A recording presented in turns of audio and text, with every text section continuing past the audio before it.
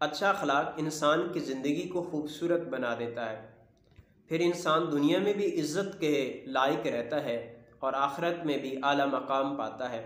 نبی اکرم صلی اللہ علیہ وآلہ وسلم کے زمانے میں حضرت سیدہ عائشہ رضی اللہ تعالی عنہ نے دو خواتین کا تذکرہ کیا۔ اب دیکھیے اخلاق کی کیا پاور ہے اور کیا معیار ہے اسلام میں اچھے اخلاق کا۔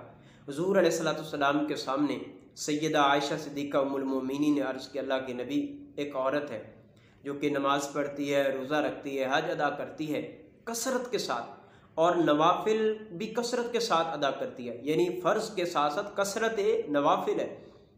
حضور علیہ السلام نے پوچھا، اے مومنین کی ماں، مجھے بتاؤ کہ اس عورت کا اخلاق کیسا ہے؟ سیدہ عائشہ رضی اللہ تعالیٰ عنہ عرض کرتی ہیں، اللہ کے نبی، وہ عورت نماز، روزے، حج، زکوٰۃ میں تو قابل ہے، لیکن اس عورت کا اخلاق اچھا نہیں ہے، بدتمیزی سے پیش آتی ہے، گالیاں بکتی ہے، برا بھلا کہتی ہے، لوگوں کے ساتھ جو ہے اچھا اس کا برتاؤ نہیں ہے۔ آقا نے فرمایا وہ عورت دوزخ میں جانے والی ہے۔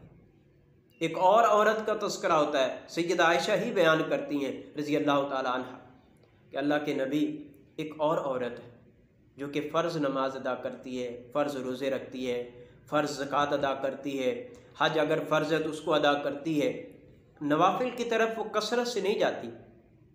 اللہ کے نبی نے پوچھا اس عورت کا اخلاق کیسا ہے؟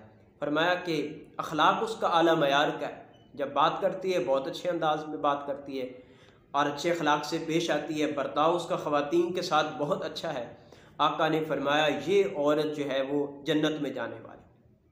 اب بتائیے کہ نبی اکرم صلی اللہ علیہ وآلہ وسلم نے جنت میں جانے کا معیار نماز، روزہ، حج، زکوٰۃ کو قرار یہاں پر نہیں دیا اس حدیث میں، بلکہ آقا نے اچھے اخلاق کو قرار دیا۔